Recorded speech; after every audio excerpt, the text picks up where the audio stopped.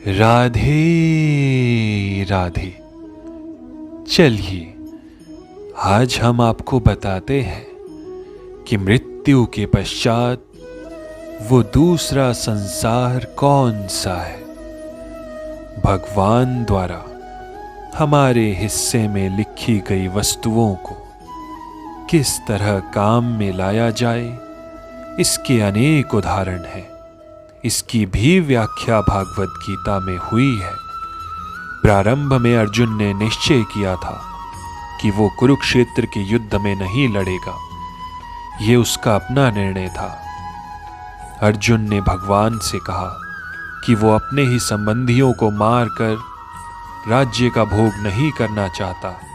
ये निर्णय शरीर पर आधारित था, क्योंकि वो अपने आप को शरीर मान रहा था और अपने भाइयों, भतीजों, सालों, पितामहों आदि को अपने शारीरिक संबंध या विस्तार के रूप में ले रहा था।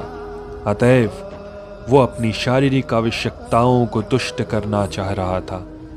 भगवान ने भागवत गीता का प्रवचन इसी दृष्टिकोण को बदलने के लिए ही किया और अंत में अर्जुन भगवान के आदेशानुसार युद्ध करने का निश्चय करते हैं और कहते हैं, करिष्ये वचनम त्व, मैं आपके वचन के अनुसार ही कार्य करूंगा।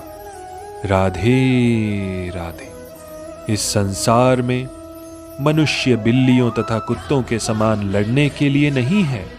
मनुष्यों को मनुष्य जीवन की महत्ता समझकर सामान्य पशुओं की भांति आचरण करना बंद कर देना चाहिए।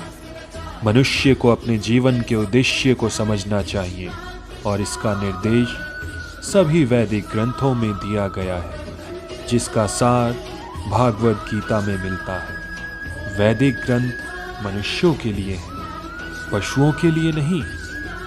यदि एक पशु दूसरे पशु का वध करे तो कोई पाप नहीं लगता, लेकिन यदि मनुष्य अपनी अनियंत्रित स्वादेंद्रियों की तुष्टि के लिए पशु का वध करता है तो वो प्रकृति के नियम को तोड़ने के लिए उत्तरदायी है।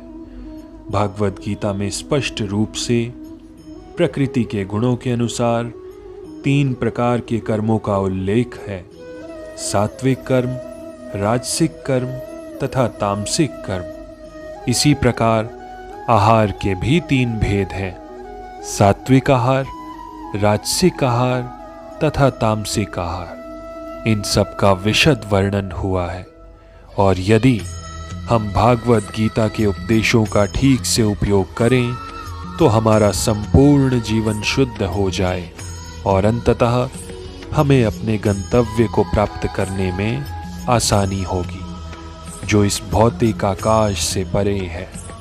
ये गंतव्य सनातन आकाश या नित्य चिन्मय आकाश कहलाता है। इस संसार में हम पाते हैं कि प्रत्येक पदार्थ क्षणिक है। ये उत्पन्न होता है, कुछ काल तक रहता है, कुछ गौण वस्तुएं भी उत्पन्न करता है और अंत में क्षीण हो जाता है, लुप्त हो जाता है। भौतिक संसार का भी यही नियम है। चाहे हम इस संसार का दृष्टांत लें या फल का या किसी अन्य वस्तु का, किंतु इस क्षणिक संसार से परे एक अन्य संसार है जिसके विषय में हमें जानकारी है। उस संसार में अन्य प्रकृति है जो सनातन है। जीव को भी सनातन बताया गया है और 11वें अध्याय में भगवान को भी सनातन बताया गया है।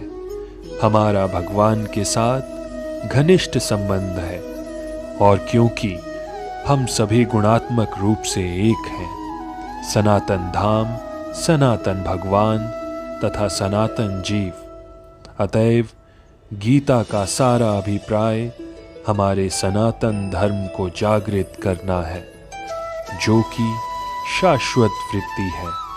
हम अस्थायी रूप से विभिन्न कर्मों में लगे रहते हैं, किंतु यदि हम इन क्षणिक कर्मों का त्याग करके परमेश्वर द्वारा प्रस्तावित कर्मों को ग्रहण कर लें तो हमारे ये सारे के सारे कर्म शुद्ध हो जाएं और यही हमारा शुद्ध जीवन कहलाता है।